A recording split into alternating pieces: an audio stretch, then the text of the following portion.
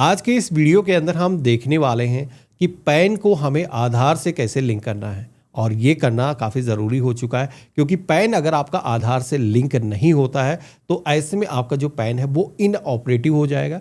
फिर आप ना ही कोई बड़े अमाउंट का ट्रांजैक्शन कर सकते हो, ना ही कोई बैंक खाता खोल सकते हो। लेकिन आज का वीडियो इसी टॉपिक पर है जिसके अंदर हम देखेंगे कि कैसे हमें वेरीफाई करना है कि हमारा जो पैन है वो आधार से लिंक है या नहीं लिंक है।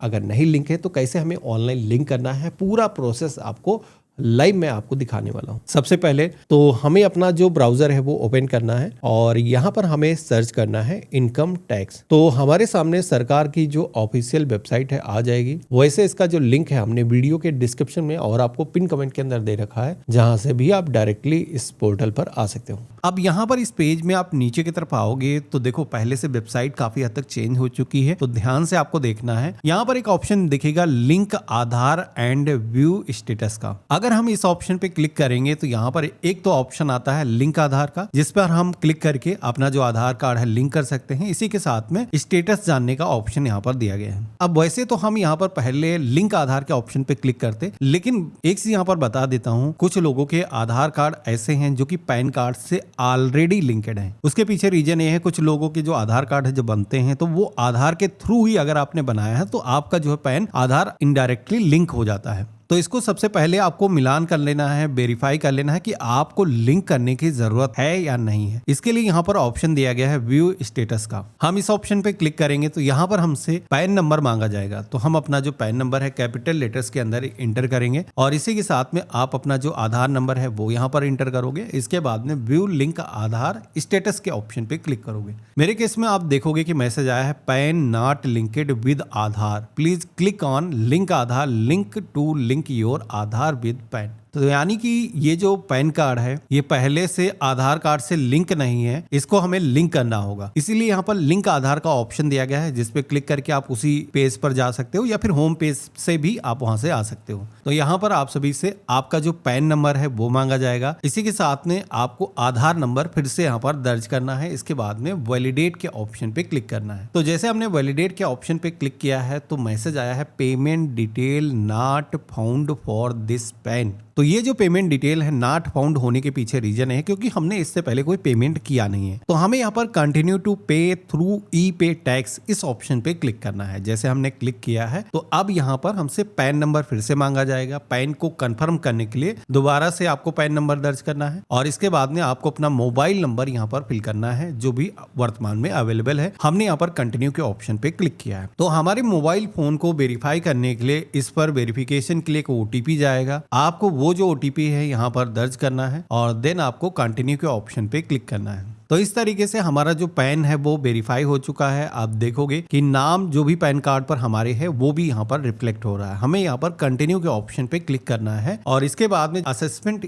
ईयर आपको लेटेस्ट सबसे यहाँ पर डेट दिखती है। इसके बाद में नीचे की तरफ आप देखोगे कि सब टाइप ऑफ पेमेंट के सेक्शन में fee for delay in linking PAN Aadhaar. देखो अभी हम लोगों ने काफी डिले कर दिया है। पहले पैन आधार सरकार ने काफी दिनों तक फ्री में लिंक करे हैं, उसके बाद में 500 रुपए लिए गए और उसके बाद में अभी जो फीस है वो 1000 रुपए हो गई है। तो अब आपको अपना जो पैन कार्ड है बचाने के लिए ये जो फीस है वो जमा करनी ही होगी। तो इसके लिए कंटिन्यू के ऑप्शन पे क्लिक करेंगे। अब आप देखोगे कि यहाँ पर कैलकुलेट होकर के आ चुका है कि कितना फीस आपको पे करना है। तो मेरे केस में 1000 आया है। कंटिन्यू के ऑप्शन पे क्लिक करेंगे। अब यहाँ पर पेमेंट करने के लिए कई सारे पेमेंट मेथड आ जाएंगे, जहां पर ये जो पेमेंट है आप नेट बैंकिंग के माध्यम से कर सकते हो या फिर आरटीजीएस, डेबिट कार्ड, इसके अलावा क्रेडिट कार्ड या फिर यूपीआई के जरिए भी पेमेंट किया जा सकता है। तो छोटा सा पेमेंट है। यहाँ पर यूपीआई वाला जो मेथड है वो आसान है। तो यहाँ पर पेमेंट गेटवे के ऑप्शन पे हम क्लिक करेंगे। इसके बाद में कुछ बैंक्स के नाम यहाँ पर हमें दिखेंगे। अब कुछ लोगों के मन में सवाल आता है कि यार इन बैंक के अंदर क्या हमारा खाता होना चाहिए? तो दोस्तों ऐसा नहीं है। गवर्नमेंट का जो है इंटीग्रेशन इन बैंक के जरिए हुआ है। आप किसी भी बैंक से पेमेंट कर सकते हो, जैसे कि मैं दिखाता हूँ। कई सारी वैसे अदर भी बैंक दी गई हैं। आप यहाँ से जो भी बैंक के अंदर खाता है उसको सेलेक्ट कर सकते हो या फिर नहीं है तब भी आपका जो पेमेंट है वो हो जाएगा अदर बैंक से भी। हमने यहाँ पर कंटिन्यू के ऑप्शन पे क्लिक किया है। अब यहाँ पर पे नाउ के ऑप्शन पे हम क्लिक करेंगे। टर्म एंड कंडीशंस का पेज आएगा, इसको हम स्क्रॉल करेंगे, आई एग्री करेंगे। इसके बाद में सबमिट टू बैंक के ऑप्शन पे क्लिक करेंगे। तो अब आप देखोगे कि हमारे सामने यहाँ पर जो है फीस कैलकुलेट होकर के आ चुकी है और ये जो पेमेंट है करना है, जैसे कि हम यूपीआई वाला मेथड सेलेक्ट कर लेते हैं और यूपीआई में अभी क्यूआर कोड वाला भी ऑप्शन आ चुका है। तो आप चाहो तो अपना क्यूआर कोड यहाँ पर जनरेट करा सकते हो, उसको स्कैन करके पेमेंट करोगे तो पेमेंट आपका हो जाएगा, जैसे कि मर्चेंट की शॉप पर आप पेमेंट करते हो। इसके अलावा यूपीआई आईडी अगर आप दर्ज करना चाहते हो वो भी मेथड आपके पास में मौजूद है। तो जैसे हमने क्यूआर कोड स्कैन करके पेमेंट किया है, आप देखोगे कि पेमेंट मेरा सक्सेसफुली हो चुका है। ऐसे ही सक्सेस का मैसेज आपके पास में भी आना चाहिए। पेमेंट करने के बाद में इस पेज को आपको ना ही बैक करना है ना ही आपको क्लोज करना है, और इसी के साथ में आप देखोगे जो हमने पेमेंट किया है उसका जो पेमेंट रिसीप्ट है यानी कि जो चालान है वो यहाँ पर जनरेट होकर के आ चुका है। तो यहाँ पर ये जो चालान की कॉपी है हम डाउनलोड कर लेंगे। डाउनलोड के ऑप्शन पे क्लिक करेंगे तो आप देखोगे कि ये है चालान की कॉपी जिस पर हमारा बीएसआर कोड मेंशन किया गया है। इसी के साथ में जिस मेजर के अंदर हमने पेमेंट किया उसकी रिसीप्ट की सारी इंफॉर्मेशन दी गई है। वैसे मोस्टली जगहों पर क्या होता है, आप पेमेंट कर देते हो, उसके बाद में आपकी जो सर्विस है वो कंप्लीट हो जाती है। लेकिन पैन आधार अगर आप लिंक कर रहे हो तो एक चीज ध्यान रखना है कि पेमेंट करने मात्र से आपका पैन आधार से लिंक नहीं होगा। जी हाँ दोस्तों, अगर आपने पेमेंट कर दिया है, आप सोच रहे हो कि अब आपका पैन आधार से लिंक हो गया, तो ऐसा नहीं है, कुछ स्टेप और भी लेने हैं। अब पेमेंट जब भी आप करते हो तो ये जो पेमेंट करने के बाद में पोर्टल पर रिफ्लेक्ट होने में थोड़ा सा समय लगता है।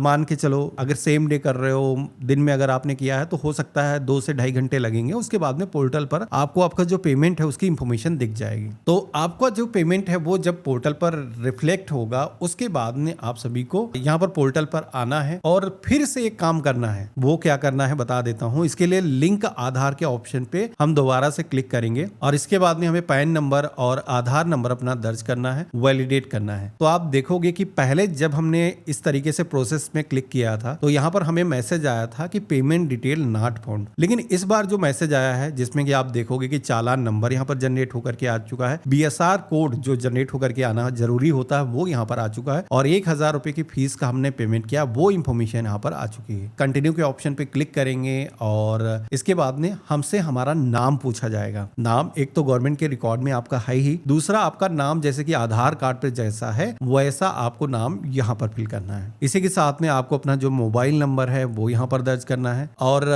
इसके बाद में टर्म एंड कंडीशंस को एक्सेप्ट करने के लिए नीचे का जो सबसे ऑप्शन है इस पर आई एग्री के ऑप्शन पे क्लिक करना है। एक ऑप्शन यहाँ पर I have only year of birth का ऑप्शन दिया गया है, तो ये ऑप्शन सभी लोगों के लिए नहीं है। इस ऑप्शन पे केवल उन्हीं लोगों को क्लिक करना है जिन लोगों के आधार कार्ड पर जो उनकी डेट ऑफ बर्थ है वो पूरी नहीं है, केवल ईयर ऑफ बर्थ उस पे मेंशन है। बहुत पुराने अगर आधार कार्ड आप देखोगे तो पहले वोटर आईडी कार्ड के जैसे ही जारी होते थे जहां पर ईयर ऑफ बर्थ केवल लिखा रहता था। तो ऐसा किसी के पास में अभी भी है तो वो यहाँ पर इस पे क्लिक करेगा। अगर आपके आधार कार्ड पर पूरी डेट ऑफ बर्थ है तो इस पे क्लिक नहीं करना है, एक ही ऑप्शन पे टिक कर देना है और इसके बाद में लिंक आधार के ऑप्शन पे क्लिक करना है। आपके फोन पर एक ओटीपी आएगा वेरिफिकेशन के लिए, आप यहाँ पर दर्ज करोगे, इसके बाद में वैलिडेट के ऑप्शन पे क्लिक करोगे। तो इस तरीके से पैन को आधार से लिंक करने की जो रिक्वेस्ट है वो सफलतापूर्वक रजिस्टर हो चुकी है। आप देखोगे कि मेरे केस में गवर्नमेंट के पास में वैलिडेशन के लिए ये जा चुकी है। अब आपको पैन को आधार से लिंक करने के लिए कुछ भी करने की जरूरत नहीं है। अगर आप 1 से 2 घंटे वेट करोगे उसके बाद में आपका जो पैन कार्ड है वो आधार से लिंक हो चुका होगा। इन केस अगर किसी का पैन आधार लिंक ना होने की वजह से इनएक्टिव हो चुका है तो अब आपका जो है पैन आधार दोबारा से रीएक्टिव हो जाएगा। अब लिंक करने के बाद में अगर आपको जानना है कि आपका पैन आधार से लिंक हो गया है या नहीं हुआ है, इसमें कोई दिक्कत तो नहीं है, तो इसके लिए दोबारा से लिंक आधार व्यू स्टेटस के ऑप्शन पे क्लिक करोगे और इस बार हम लिंक आधार के बजाय हम व्यू स्टेटस के ऑप्शन पे क्लिक करेंगे,